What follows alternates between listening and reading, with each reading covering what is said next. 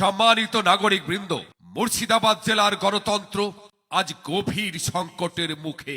Voter তালিকার তথাকথিত SIR প্রক্রিয়ার নামে প্রায় 11 লক্ষের অধিক মানুষের ভোটার পরিচয় আজও বিচারাধীন। বৈধ মানুষের নাম ভোটার তালিকা থেকে ডিলিটেড করে দেওয়া হয়েছে।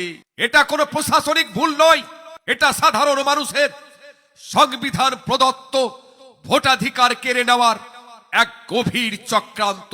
রাজ্যে ক্ষমতাসীন তৃণমূল প্রশাসনকে ব্যবহার করে রাজনৈতিক সুবিধা নিতে চাইছে, আর কেন্দ্রের ক্ষমতাসীন বিজেপি গণতান্ত্রিক প্রতিষ্ঠানগুলিকে নিজেদের রাজনৈতিক স্বার্থে ব্যবহার করে দেশের গণতন্ত্রকে দুর্বল করছে। ক্ষমতার রাজনীতিতে এই দুই দলের গোপন বোঝাপড়ার বলি হচ্ছে সাধারণ মানুষের ভোটাধিকার। এই অন্যায়ের বিরুদ্ধে মুর্শিদাবাদ জেলার মানুষের গণতান্ত্রিক অধিকার রক্ষার দাবিতে মুর্শিদাবাদ জেলা কংগ্রেসের ডাকে 10 মার্চ মঙ্গলবার বহরমপুরে এক বিরাট প্রতিবাদ কর্মসূচি। মুর্শিদাবাদ জেলা কংগ্রেসের ডাকে 10 মার্চ মঙ্গলবার বহরমপুরে এক বিরাট প্রতিবাদ কর্মসূচি।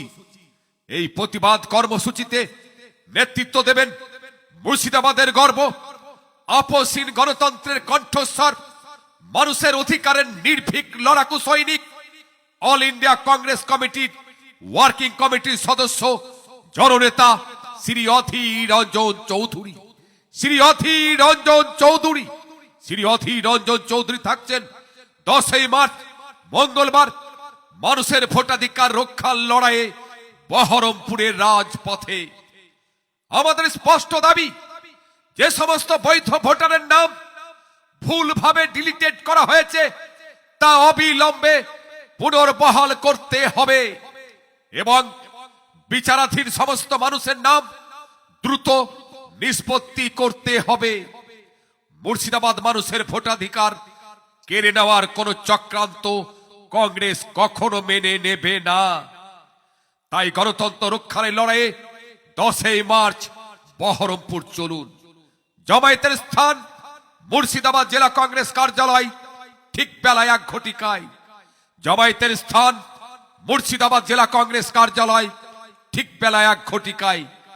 দলে দলে যোগদান করে এই প্রতিবাদ কর্মসূচিকে সফল করার জন্য মুর্শিদাবাদ জেলা কংগ্রেসের পক্ষ থেকে আন্তরিক আহ্বান জানাচ্ছি।